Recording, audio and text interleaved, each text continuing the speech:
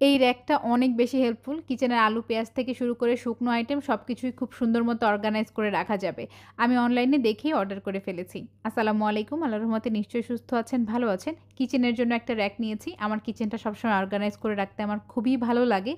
এখানে আলু, পেঁয়াজ, শুকনো আইটেম সবকিছুই রাখা যাবে। ছড়িয়ে ছিটিয়ে রাখলে কিন্তু দেখতেও ভালো লাগে না। আবার আলু, পেঁয়াজটা বন্ধ কিছুতে রাখলেও কিন্তু নষ্ট হয়ে যায়।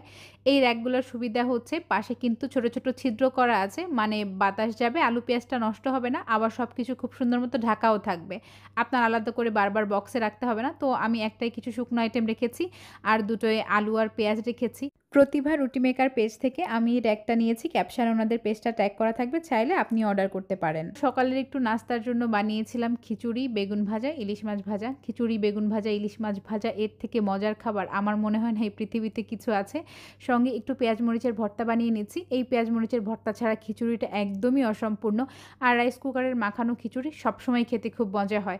তো আমি এখানে খিচুড়ি, পেঁয়াজ ভর্তা, ইলিশ মাছ ভাজা, বেগুন ভাজা সবকিছু দিয়ে খুবই মজা করে খেয়েছি।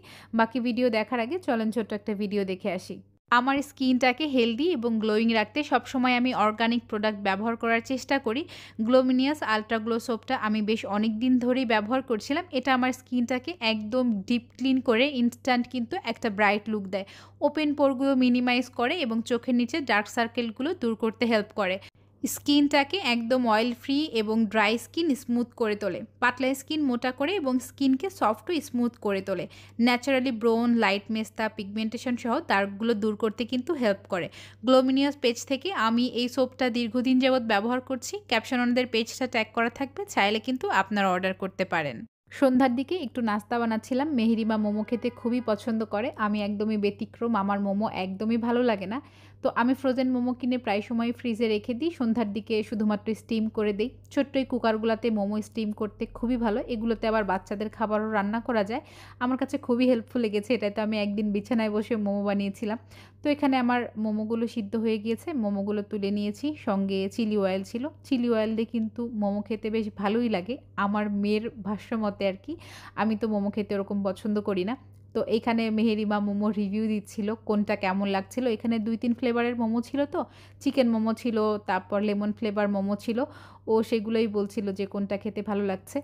আবার আমাকে বলছিল যে, "তুমি কেন খাও না মা মোমো?" ওর সাথে আমার এই ছোট, ছোট কনভারসেশন গুলো আমার খুবই ভালো লাগে। আমরা মায়েরা আসলে সারাদিনই পরিশ্রম করি বাচ্চাদের মুখের এই একটু হাসি দেখার জন্য। আমি প্রায় সময় ঘরে নাস্তা বানিয়ে দিই। মাঝে মধ্যে আবার দেখা যায় ফ্রোজেন আইটেম গুলাও করে দিই। সবসময় আসলে একই টাইপের খাবার বাচ্চারা খেতেও চায় না।